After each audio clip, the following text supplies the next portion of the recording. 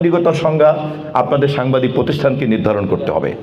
আপনাদের নির্ধারিত সংজ্ঞাকে তথ্য মন্ত্রণালয় এটাকে একটা কাঠামোর মধ্যে দাঁড় করবে, ফলে দায়িত্বটা প্রথমত আপনাদেরকেই নিতে হবে, কারণ এরকম একটা মহান পেশার সংজ্ঞা বাইরের থেকে কিন্তু আমরা কেউ নির্ধারণ করতে পারবো না। এক।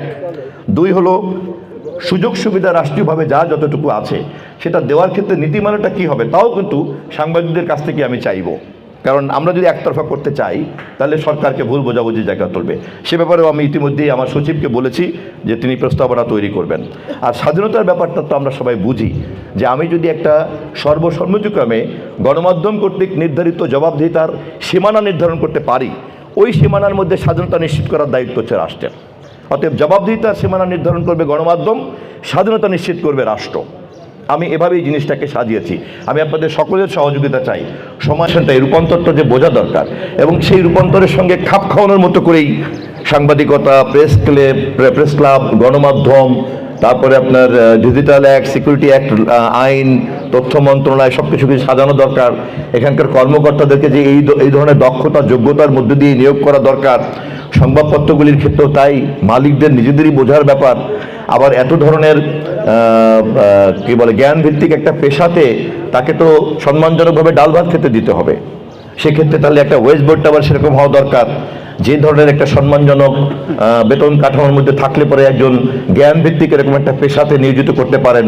সারাক্ষণ তাকে তথ্য সংগ্রহ করতে হয়, গবেষণায় যেতে হয়, ডেটা সংগ্রহ করতে হয়। ফলে পুরো ব্যাপারটাই কিন্তু একটা পরিবর্তনের মধ্যে আমরা বাধ্যবাধকতার মধ্যে ঢুকে গিয়েছি।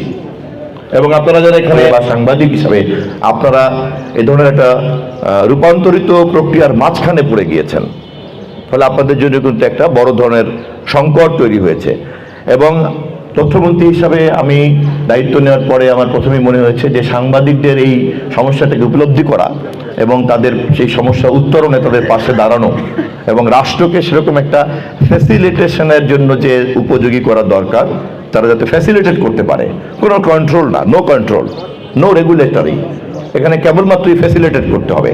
এবং ফ্যাসিলিটেট করতে গেলে পরেই আমরা জানি যে মিডিয়া এবং ইনফরমেশন হচ্ছে এমন একটা জিনিস যে তাকে ফ্রিডম দিতেই হবে, কারণ তাকে যদি আপনি ফ্রিডম না দেন তাহলে সে তার ক্রিয়েটিভিটি চর্চা করতে পারবে না।